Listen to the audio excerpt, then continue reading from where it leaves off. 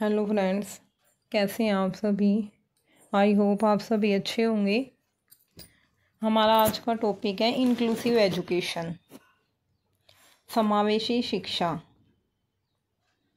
पहले तो हम ये पढ़ेंगे कि इंक्लूसिव एजुकेशन क्या होती है। ऐसी शिक्षा जिसमें विभिन्न प्रकार के बच्चों को एक साथ नियमित स्कूल में शिक्षा दी जाती है।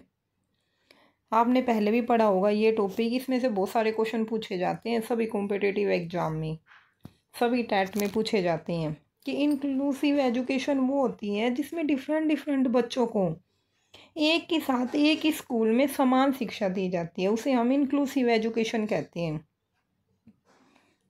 और समावेशी शिक्षा की जो अवधारणा है वो कब आई थी? 1994 में। ध्यान रखना, ये बड़ा इंपॉर्टेंट टॉपिक है, यहाँ से बहुत सारे क्वेश्चन बनते हैं। कि फर्स्ट क्वेश्चन बन गया ना कि समावेशी शिक्षा की अवधारणा कब आई थी? 1994 में। कहाँ से आई थी? स्पेन के में से आई थी। स्पेन का एक शहर था जिसका क्या नाम था? सलामांका। ठीक है। सलामांका में यूनेस्को और स्पेन के शिक्षा मंत्रालय द्वारा आयोजित विश्व सम्मेलन के दौरान एक महत्वपूर्ण वैश्विक सहमति के रूप में अपनाया गया, जिससे सलामांका वक्तव्य का जन्म हुआ, जो सभी बच्चों को एक साथ मिलकर सीखने के सिद्धांत पर आधारित है। देखो, यहाँ से बहुत सारे क्वेश्चन बनते हैं। समावेशी शिक्षा की अवधारणा कब आई थी? 1994 में। कहाँ, कौन सा शहर था? स्पेन का था। स्पेन का भी जो शहर था वो कौन सा था? सलामांका। ठीक है। और वहाँ पे किसका मंत्रालय था? यूनेस्को और स्पेन के शिक्षा मंत्रालय द्वारा आयोजित किया गया था। यूनेस्को और स्पेन ने शिक्षा मंत्रालय द्वारा एक विश्व सम्मेलन आयोजित किया गया था, वहाँ पे समावेशी शिक्षा को सहमति दी गई थी। ठीक है। और समावेशी शिक्षा का क्या मतलब है? बच्चों को एक साथ मिलकर सीखने के सिद्धांत को अपनाना। देखो, इम्पोर्टेंट पॉइंट मैंने अलग से भी मेंशन कर दिए हैं कि जो इंक्लूसिव एजुकेशन है उसका शहर कौन सा था? सलामांका, जो कहाँ पे है? स्पेन में है। और कौन से वर्ष में आई थी अवधारणा? 1994 में। आयोजन कहाँ किया गया था? यूनेस्को और स्पेन का शिक्षा और विज्ञान मंत्रालय था, वहाँ पे इसका आयोजन किया गया था। यूनेस्को और स्पेन का शिक्षा और विज्ञान मंत्रालय था, वहाँ पे इसका आयोजन किया गया था। और इसमें मुख्य दस्तावेज कौन से थे? सलामांका वक्तव्य और कार्यवाही की रूपरेखा। ये सब इम्पोर्टेंट पॉइंट आपको याद रखने हैं। और इसका उद्देश्य क्या था? मेन पर्पज क्या था? विशेष शैक्षिक आवश्यकता वाले बच्चों सहित सभी बच्चों को एक ही स्कूल में एक साथ सीखने का अधिकार देना, ताकि समावेशन के सिद्धांतों को बढ़ावा दिया जा सके। समझ आया कि जो डिफरेंट बच्चे हैं, डिफरेंट आवश्यकता वाले बच्चे हैं, उनको एक ही साथ सामान्य बच्चे के साथ शिक्षा दी जानी चाहिए। नेक्स्ट है मुख्य सिद्धांत। इसका मुख्य सिद्धांत कौन सा था? सभी बच्चों को एक साथ सीखना चाहिए जहाँ भी संभव हो, इस चीज़ की परवाह किए बगैर। ठीक है, कि बच्चों को एक ही साथ पढ़ाना, कब कहाँ कैसे, ये कैसे भी पॉसिबल हो ना वैसे ही पॉसिबल करना इसको। और यह सम्मेलन समावेशी शिक्षा के भविष्य की दिशा पर एक महत्वपूर्ण वैश्विक सहमति का प्रतिनिधित्व है, और इसने दुनिया भर में समावेशी शिक्षा के प्रयासों को गति प्रदान की थी। जो ये सम्मेलन हुआ था ना स्पेन में, इसने समावेशी शिक्षा के फ्यूचर के ऊपर बहुत ज़्यादा काम किया था, और इन्होंने ही बढ़ावा दिया था कि समावेशी शिक्षा होनी चाहिए, ताकि बच्चों के मन में हीन भावना ना आए। सभी बच्चों को एक ही साथ एक ही स्कूल में शिक्षा देनी चाहिए, ताकि बच्चों में हीन भावना ना आए, बच्चा अपने आप को पिछड़ा बच्चा ना समझे। अब है समावेशी शिक्षा में भिन्न भिन्न प्रकार के बच्चे होते हैं, तो बच्चों में कौन सी भिन्नता होती है, उनके कौन कौन से प्रकार होते हैं? देखो, शारीरिक भिन्नता, इट मीन्स फिजिकल डिफरेंसेज। सामाजिक भिन्नता, भाषिक भिन्नता, बौद्धिक भिन्नता, अधिगम और क्षमता। इसके इंग्लिश नाम भी है। देखो, फर्स्ट क्या हो गया? Physical, difference. नेक्स्ट हो गया सोशल, सोशल डिफरेंस। नेक्स्ट है भाषिक, लिंग्विस्टिक, ठीक है, लिंग्विस्टिक डिफरेंस। नेक्स्ट है बौद्धिक, इंटेलेक्चुअल, ये लिख लेना आप, इंटेलेक्चुअल डिफरेंसेस।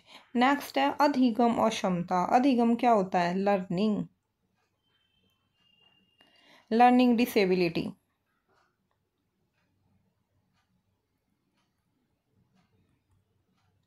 ठीक है, ये सब इसके इंग्लिश नेम थे, आप मेंशन कर देना।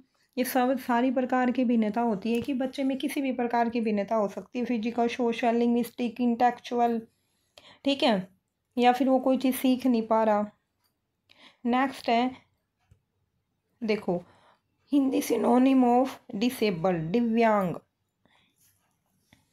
कि इसमें ना पहले आपको पता है कि हैंडीकैप बोला जाता था, विकलांग बच्चे बोला जाता था, फिर एक नया वर्ड आया दिव्यांग। तो इसके बहुत सारे वर्ड्स होते हैं ना, इसके डिसेबल्ड के कौन कौन से सिनोनिम है जो पेपर में अलग अलग तरीके से पूछे जाते हैं, ठीक है, लेकिन बात वही है जो इंक्लूसिव एजुकेशन में जो बच्चे आते हैं वही सारे हैं। देखो, फर्स्ट है विकलांग, निःशक्त, निर्योग्य, अपंग, अक्षम। एक एक की मैं डेफिनेशन आपको करा देती हूँ, थोड़ा थोड़ा डिफरेंस है, मीन वही है। कि फर्स्ट है विकलांग। विकलांग का क्या मतलब है? A common Hindi word for disabled, एक कॉमन हिंदी वर्ड है जो डिसेबल्ड चाइल्ड है उनके लिए। मीनिंग हैव अ ब्रोकन और बैड बॉडी पार्ट और बीइंग विदाउट वन। कि इसमें क्या होता है, बच्चे का या तो कोई पार्ट है वो ब्रोक हो जाता है, टूट जाता है, जैसे लेग टूट गई, हैंड टूट गया, ऐसे। या फिर कोई बैड बॉडी पार्ट, कोई बॉडी पार्ट अच्छे से काम नहीं कर रहा, या फिर बीइंग विदाउट वन, या किसी बच्चे का कोई बॉडी पार्ट है ही नहीं, ठीक है, कि जैसे कि कोई किसी को दिखाई ही नहीं देता, किसी बच्चे का एक हाथ ही नहीं है, वो किस में आते हैं? विकलांग में। नेक्स्ट है निःशक्त, डिसेबल्ड। इसका मतलब है मीन्स पावरलेस और लैकिंग स्ट्रेंथ, कि वो वाले बच्चे निःशक्त जिसमें पावर की कमी हो, लैकिंग स्ट्रेंथ, जो कि उसकी जो स्ट्रेंथ है वो कम है, वो किस में आते हैं? निःशक्त में आते हैं।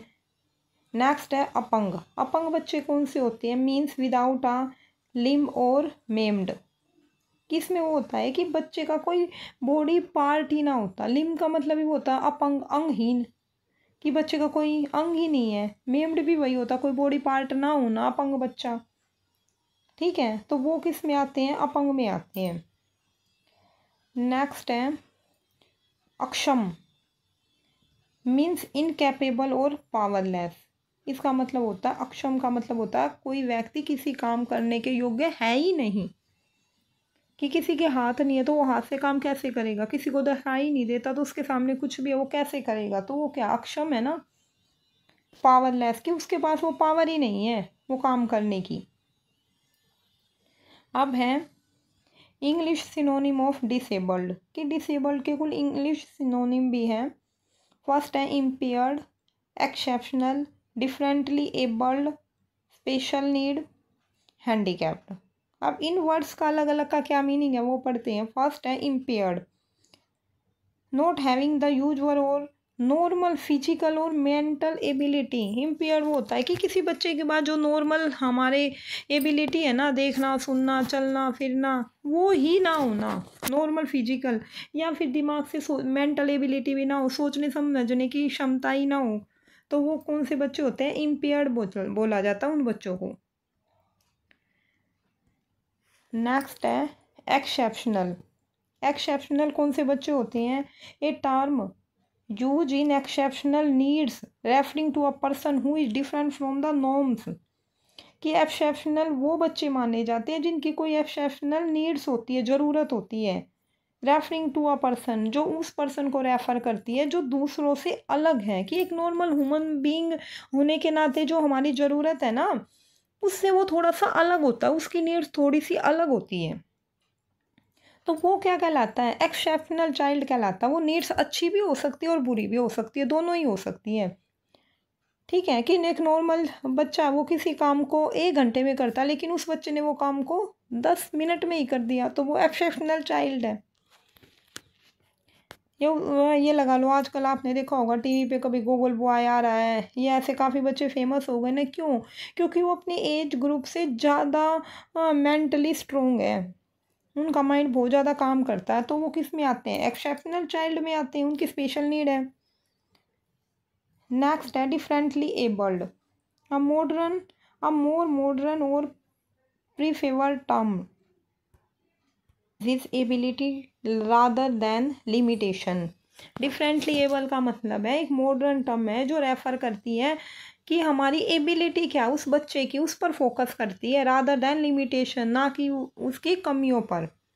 ठीक है, कि हम किसी बच्चे में कोई कमी है, मान लो कि वो चल नहीं सकता लेकिन वो वैसे बड़ा स्ट्रोंग है, हर काम को करने में उसकी मेंटल एबिलिटी बहुत ज़्यादा स्ट्रोंग है, तो हम उसकी एक लैग नहीं है, वो चल नहीं सकता, इस लिमिटेशन पे ध्यान नहीं देंगे।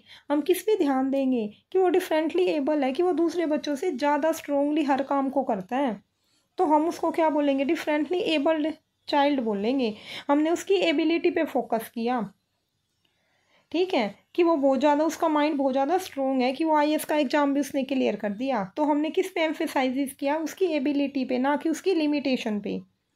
आपने भी देखा होगा आजकल बहुत सारे बच्चे ऐसे हैं डिफरेंटली एबल्ड, ठीक है, कि उनमें कोई वीकनेस है लेकिन वो आईएएस बने हुए हैं। वो इसीलिए ना कि वो उनमें और बहुत ज़्यादा स्ट्रॉन्ग क्वालिटीज़ हैं। नेक्स्ट है special needs, similar similar to differently abled, कि ये स्पेशल नीड किससे मैच करती है, किसके सिमिलर है? डिफरेंटली एबल्ड की।